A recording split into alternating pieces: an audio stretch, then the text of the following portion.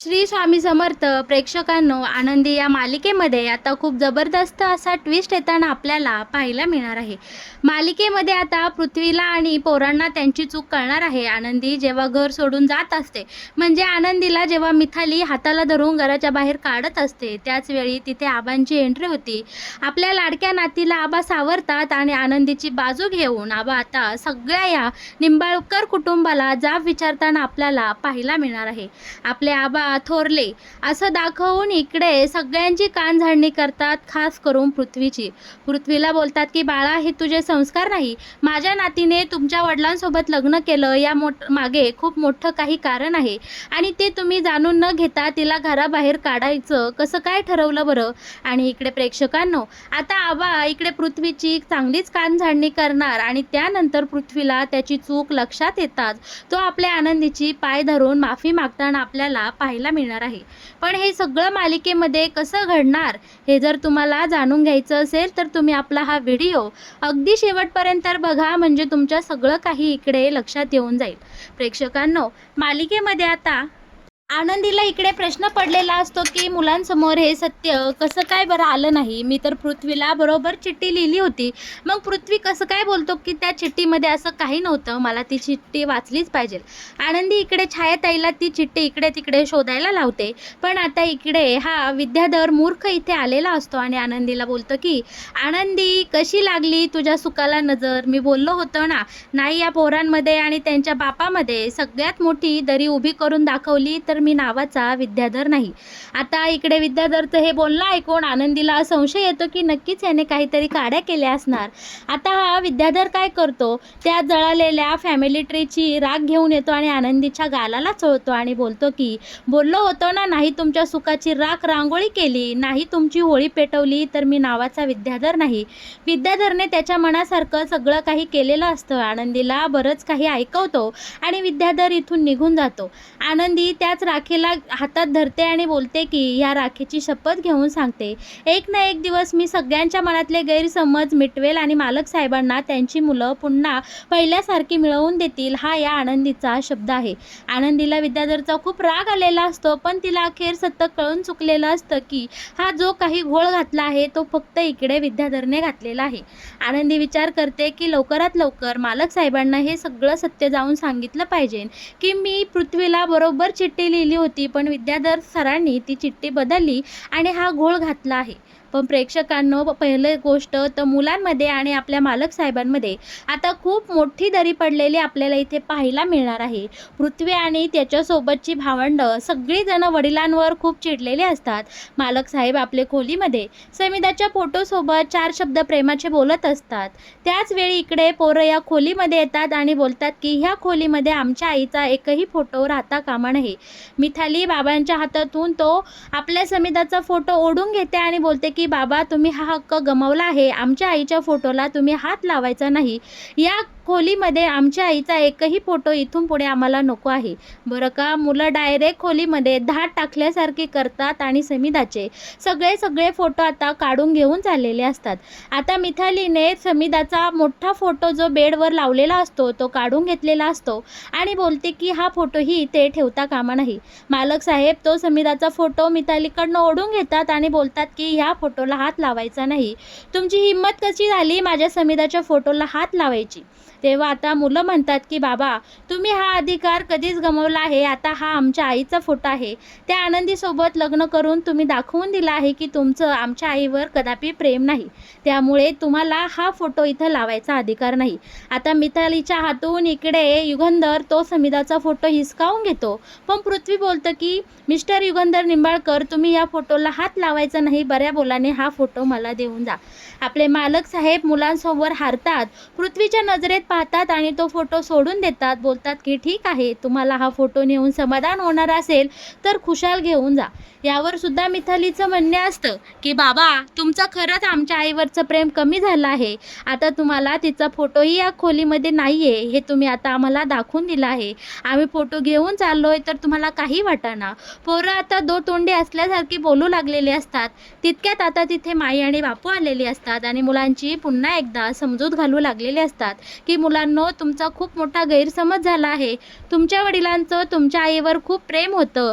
आनंदीसोबत लग्न त्याला नाईलाजाने करावं लागलं आहे आणि त्या सगळ्यामागं खूप मोठं सत्य लपलेलं आहे.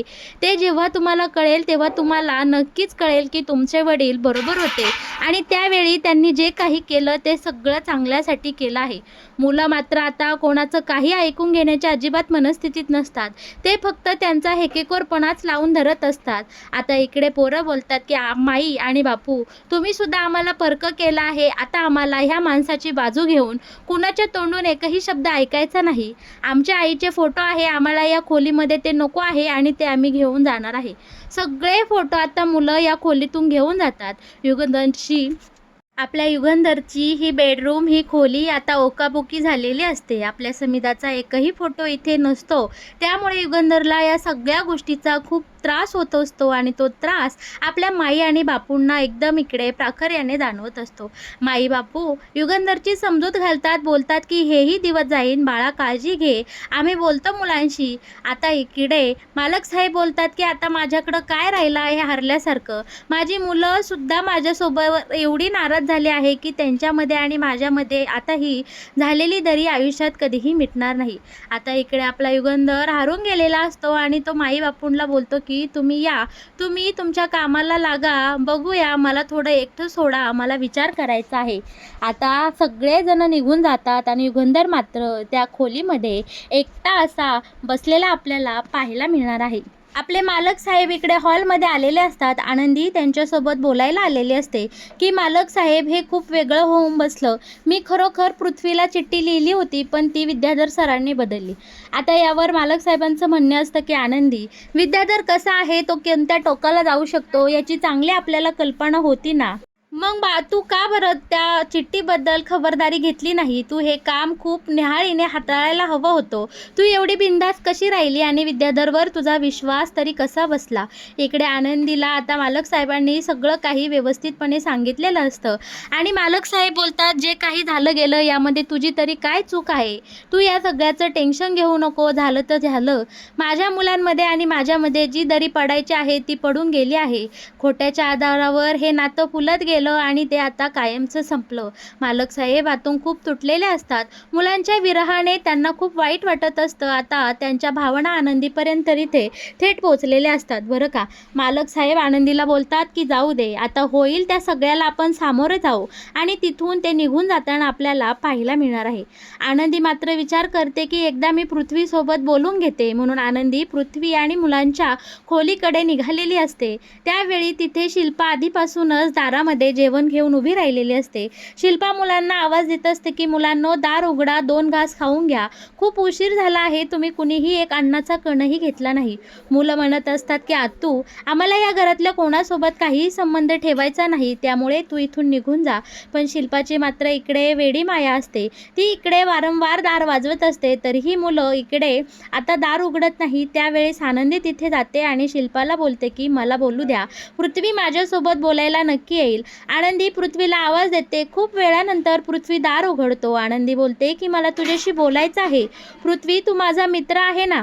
पृथ्वी बोलतो की तू माझी कोणीच नाही आणि पृथ्वीला आनंदी बोलते की ठीक आहे, पण मी तुला माझा मित्र मानते. हे शब्द ऐकताच पृथ्वीने स्वतःवर डायरेक्ट इकडे काठीने मारून घेतलेलं असतं आणि बोलतो की जोपर्यंत ही मुलगी बोलत नाही की आमच्यामध्ये काहीही संबंध नाही, तोपर्यंत मी थांबणार नाही. आता अखेर आनंदीने हार मानलेली असते आणि ती तिथून निघून जाते. आता बरं का, रात्र सरून गेलेली असते. दुसऱ्या दिवशीचा दिवस उजडलेला असतो. आता मुलं आणि सगळे हॉलमध्ये इथे जमलेले असतात बरं का. आता इकडे मुलांनी नव्या दिवसाच्या नवीन सुरुवात केलेली असते आणि इथे सकाळी सकाळी हॉलमध्ये त्यांनी तमाशा मांडलेला असतो. युगंधर पुढे पोरांनी आता इकडे प्रस्ताव ठेवलेला असतो की बाबा, आम्ही मान्य करतो की तुम्हाला आनंदीसोबत लग्न हे नाईलाजाने करावं लागलं आहे, ठीक आहे, हे सगळं आम्हाला मान्य आहे.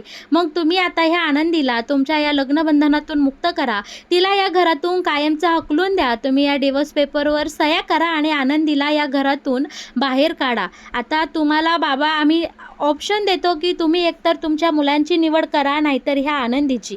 आता इकडे पोरांचं हे टोकाचं बोलणं ऐकून घरातल्या सगळ्यांनाच खूप मोठा धक्का बसलेला असतो. विद्याधरला मात्र या सगळ्याचा खूप आनंद झालेला असतो, कारण त्याला तर हेच हवं असतं शिल्पाला मुलांच्या बोलण्याचा खूप धक्का बसलेला असतो. पुन्हा एकदा माई आणि बापू इकडे पोरांना समजावत असतात की मुलांनो, तुम्ही सगळं चुकत आहात, कारण तुम्हाला सत्याची अजून प्रचिती नाही. ज्यावेळेस तुम्हाला सत्य कळेल त्यावेळेस तुम्हाला कळेल की तुमचा बाप किती भला माणूस आहे.